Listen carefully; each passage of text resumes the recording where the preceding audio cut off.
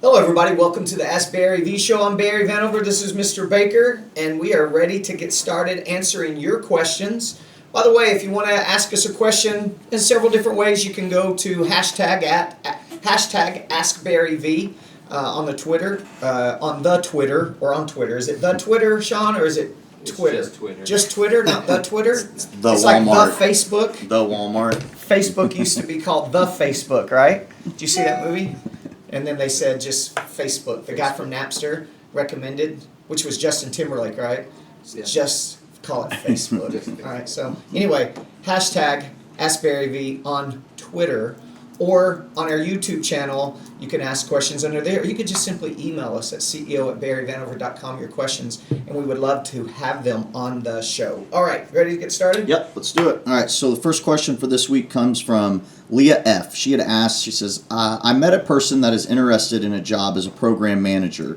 They are from an outside organization. How do you feel about that? And second, are there any signs or questions I could ask to do a better job of knowing if they are a good fit to hire? Okay. First off, let's just talk about this outside organization thing. We have the 6 locations here in Knoxville, and we wouldn't have any employees if we tried to hire within our own studio or our own school or organization. You're from Kansas. Yep. Boca is from, and his wife are from Miami. Mhm. Vaughn's from Georgia. I mean, it just goes on and on. I'm not sure anybody. Maybe Mr. Trotter is actually from our local area. So, absolutely, it's great to hire from outside organizations. It's not about where the people were raised, what style of martial arts they studied. You know, what it's about is it's simply about quality of person, right? Doesn't matter where they came from, you know. So, what was the second part of that question? Any signs or questions I could ask to do a better job at knowing if they're a good fit to hire? Some signs you're looking for and questions you might ask them. No, to me, it's about the person's eagerness and motivation.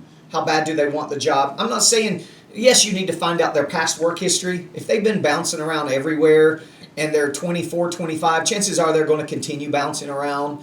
You know, if they haven't been stable at any one job. But, you know, besides that, taking a look at, and of course, if they're not in any type of legal trouble, do a background check when you're putting them in front of kids, making sure there's not any issues there. But other than that, you're really looking at their professionalism, their presentation, what they look like, how they're going to come across to your students or come across to the new families coming in, their professionalism. Do you want someone clean cut, which of course you probably would. And their personality. Do they have an outgoing personality? You know, a program manager has to be an outgoing type personality, but also has to be a detailed person. You know, someone super professional that keeps appointments, shows up on time, starts all of those 2-lesson trial programs on time, makes appointments for your upgrade systems, all of that. So you're looking for that type of a person. So not necessarily so much signs or questions, is just get the feel for who they are and how bad they want the job. You know, now here's the good news. In most states, you can fire anybody for any reason. So don't take this, if you feel like this person has some type of potential, give them, and there's another equation. How bad do you need someone right now, right? If you feel like they're a good person and they have some type of opportunity or some type of potential, give them a try. And be honest with them. Hey, I'm going to hire you for a certain period of time. I'm going to train you extremely well. I'm going to do my best to give you the education you need to be successful. And then I'll do an evaluation. So, you know, maybe offer them some kind of low hourly pay, maybe a little above minimum wage or something during their training process. And depending on what the position is, the training process is going to be longer. A program director, I would say it takes about 4 months to really find out if that program director is going to work out. Now, an instructor, you can train and find out pretty quick. Yeah. And of course, a front desk type person or somebody like that is easy. But program manager is going to take a little time, especially if they've had no experience whatsoever. So train them well, set them up for success, retrain them, hold them accountable, and then, hey, if they don't work out, just let them go. It's not like you're married to these people, right? So if you feel like they've got some type of potential, give them a try. You know. And I would add, to see if anybody's a good fit, is to make sure you can really articulate the culture of your business, the mission, the purpose, whatever term you want to use, and ask them, does that excite you? Does that sound like something you want to do? Because if it's just the paycheck that they're there That's for, true. that That's you true. really want somebody that's on board, that cares about the business and the purpose of the business. Clearly paint the picture of what this job is going to be like. Yeah. Right? Don't leave some of the bad stuff out and act like you're going to sneak it in on them, because it doesn't work. Mhm. Right? Because the minute you start having them do something really uncomfortable, that what was not in their perceived job description, they're going to be Yeah, disgruntled. they're gone. Soon they're going to be gone. You wasted a lot of time. You know. Hope that helps. That's Leah. great. I think that's great advice for Leah. Our next question for this week came from Thomas L. He asked, how can I raise my per student value? How can I raise my per student value? Yep.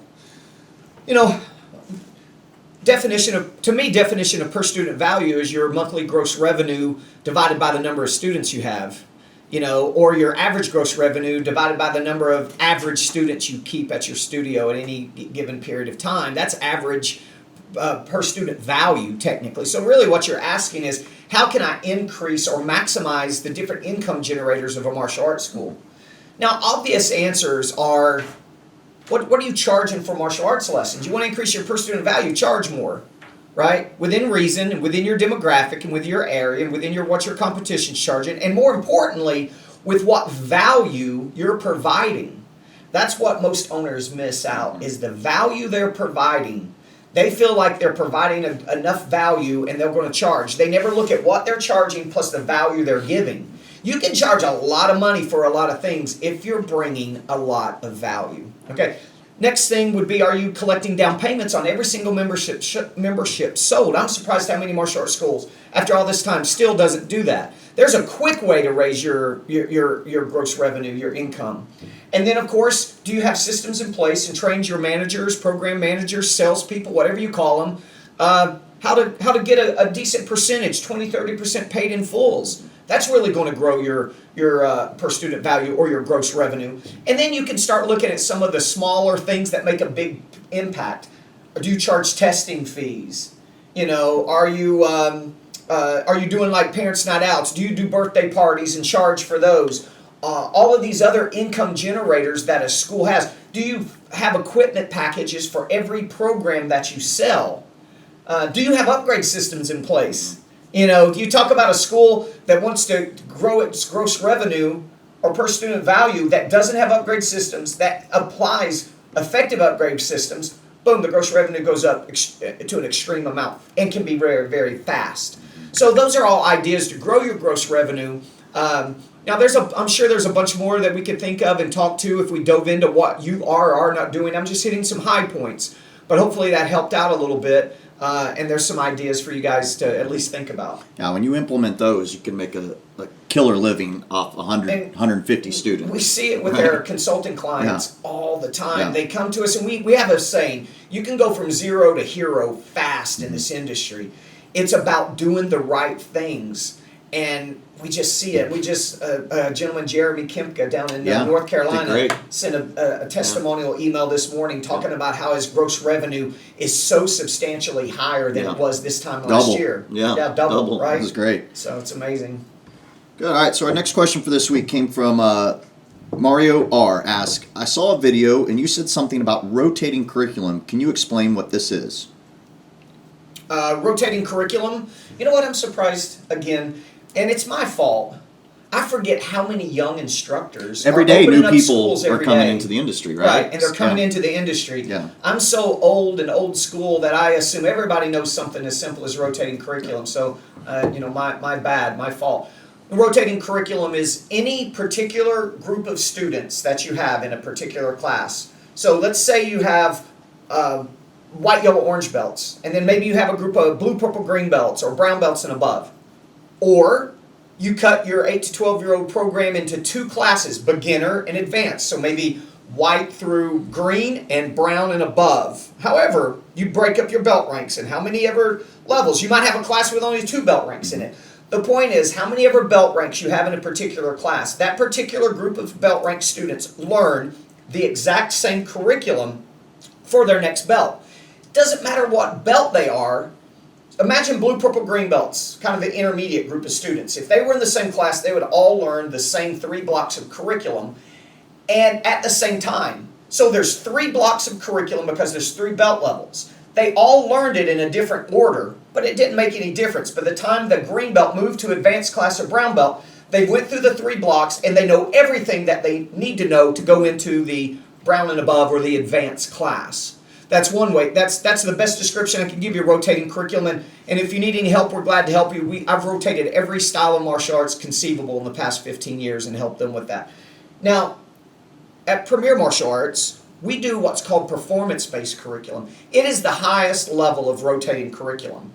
We literally took all the requirements from white belt to black belt and we put it into 20 lesson plans and we rotate through those 20 lesson plans, and it doesn't matter. You can have all rank 8 to 12-year-old classes, all rank 5 to 7, all rank adults, or you can still break them up by their skill level to provide a better service. So advanced students are training together. They're still doing the same 20 lesson plan rotation, but you're taking their training, their physical ability to all another level. So it's up to you. It gives you a lot of freedom and flexibility on how you break up your classes due to the number of students that you have. And that becomes the real key of how you break up your belt ranks is the size of classroom floor and how many students you can fit on that floor determines how many classes you need to teach a day. Okay, so that's the extreme highest level of rotating curriculum. Very cool. All right, our last question for this week comes from Sam W. He asks, how do you feel about, this is a good one, how do you feel? I have Vitor Ribeiro's. It's a good looking shirt. That's one of my favorite shirts. I miss Vitor. I haven't talked to him in a while. He's a good guy. I was up there a couple months ago. You guys ever in New York City on, I think it's 780 West Avenue I or can't something remember. like that? Yeah, go drop in his school. Amazing gentleman, amazing guy, amazing school. So Always anyway, good. Yeah. All right. I was looking at my reflection in the computer because it's just. This is a good question though, because we've seen this work both ways, and I'm interested to hear your opinion. So Sam W. asks, how do you feel about family working together at a studio? Man, how do I feel about? I'm guessing Sam's. Is it Sam? Yep. I'm guessing he's had a bad experience. Maybe or so, he wouldn't be or bringing he's this question up. Yeah. I mean, wonder if it's. Did he say if it's it husband and wife? doesn't say, or it might be his a kids, child. sons. Maybe sons Maybe. working. Didn't specify. We hear that all the time. Yeah. We know No. Bryce and Kim Leggetti. Perfect. Yeah. Great example. Oh, take it to another level. Yeah. Al Garza in Yeah. Houston, Texas. Oh, yeah. Whole He's family. got his whole family, sons and daughters Yeah. and wives, Yep. wives. Kim, one Yeah. wife, all working together in Yep. the same amazing facility. Yeah. They have created such an amazing culture. And Kim and Bryce Leggetti, Yeah. they work together so well Yeah. and they complement each other. I guess it has to do with the relationship you have, man. If the relationship is good, it's going to be good things to the business. Yeah. If the relationship is unstable or bad, it's going to be bad things and negative things to the business is Yep. the best way to look at it. I can now think of a father and son team that are always at odds, fighting each other and Yeah. arguing and can't get Right. the son to do this and do that. Yeah. When it's family, when it's employer-employee, you can fire them at any time and you can take and leave business at work. But when it's family, It's hard. all of those issues drag to family dinners Yeah. and meetings. Really have to be and- able to compartmentalize. Yeah, That's I really key. I think I've just invented the right answer. I just come up with that. If it's a good relationship, it's going to bring good things. If it's a shaky or negative relationship, it's going to bring shaky things. Yeah. Right? So that's one way of looking Yeah. at it. All right, awesome. That's the questions for this week. Hey, I wanted to give you guys not necessarily a tip or an update. I'd mentioned to you guys about our free women's self-defense workshop. I mean, get a load of some of these numbers. Now, we're applying the marketing to Facebook only, and we're dropping those people into an email funnel. We're taking 2 weeks to promote a women's self-defense workshop, and we've had guys like Eric Arriaga do 107 women registered for a women's self-defense workshop. Ricky Lamb, I think it was 87 women registered for the workshop. And I could just go on, but personally, I did it myself at one of my schools as an experiment. We had 182 women register. Now, we had about 77 women showing up, 182. About 50%. What's that? Close to 50%. Yeah, that's close to 50% show up rate. 40%. Somewhere in there. Yeah. And we signed up 31 women from that into our Krav Maga program. So, or our self-defense workshops or courses. So that was a huge success, and we spent $20 a day for the 2 weeks, $240. $240. Yeah. Yeah, That's amazing. and I mean, I've spent $750 on a promotional booth Oh, to yeah, run it for 3, easily. and you had to stand there and run it for 3 days, right? Yeah. So I think we're, you know, we know the social media and the digital marketing is huge, and everybody needs to focus on that. That's why we created the Online Igniter program. Yep. You can check that out at ma.onlineigniter.com. You know, I think some people misunderstand that, see that because they see post pics and they see blog articles, and they're like, well, I could have found that email too. But what you don't get is you don't have to research and find those blog articles. We do it for you. You don't have to create a post pic with a cool phrase and saying on it so people continue liking and engaging in your Buys you picture. time. Yeah, for $97 Yeah. a month. I think it's still 67, John? 77? 77, Yeah. we raised it. We need to raise that to 97, but let's leave it for 77 for these guys the next week. It buys you the time, which is what is really your most valuable asset. But what you don't understand is the copy to that women's self-defense seminar, the ad copies in there, how to run the ad in detail was in there, the pictures we used was in there, everything was in there for all these people to get it and make it happen. Yeah. So that was huge events. Now, so that was what, 2 weeks ago? Mm-hmm. So I had 105 women not show up. Sounds like a lot, but 77 did, so that's all good, right? So here's the thing. The very next Monday, that was on a Saturday, we signed up 31 people. The very next Saturday, I sent out a new campaign, promoting it on Facebook. I sent a special email to those 105 women that didn't show up, and that was 2 weeks ago. This coming Saturday, we're recording this on a Thursday, so, and you're probably watching it on Friday or Saturday. So this Saturday, we have already another 160 women pre-registered, and I'm thinking we're going to break over 182 women that we did the last time. I think we're going to break that just to the numbers that's coming in today and that we're looking at coming in tomorrow.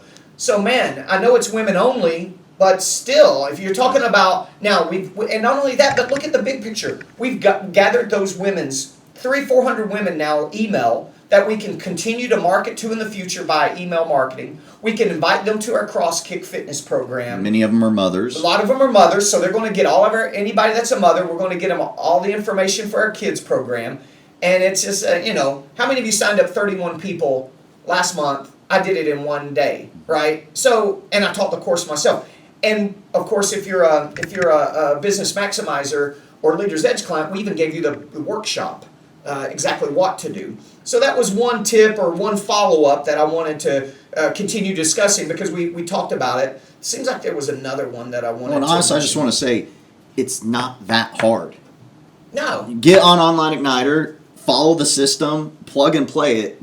Yeah, 31 students in one day, there's no reason that people watching this shouldn't be doing it. It's just that simple. The only thing they need to do at that point, because it's going to work, is don't wait too late, because this all happened in June, Yeah. late May and June. If you wait to do this in July, maybe it's too much into summer and women aren't responding because they're so busy. So those things I can't control, but I guarantee you this fall this is going to be huge, right? Yep.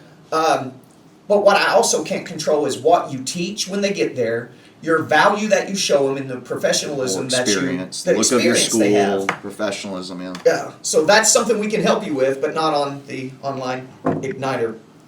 By the way, guys, if you're going to the Maya Super Show in Las Vegas, the Martial Arts Super Show, July the 5th through the 8th, any of your instructors really should come to our instructor college that we're doing for the first 2 days.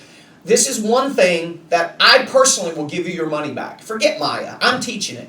I will give your money back if your instructors and you don't feel like that course, that 2 days of training had an immediate impact on your business, on your classroom floor rather. There's just no way. We're discussing different ways of lining the students up, on deck, anchoring, mat chats, the educational programs, all the different drills.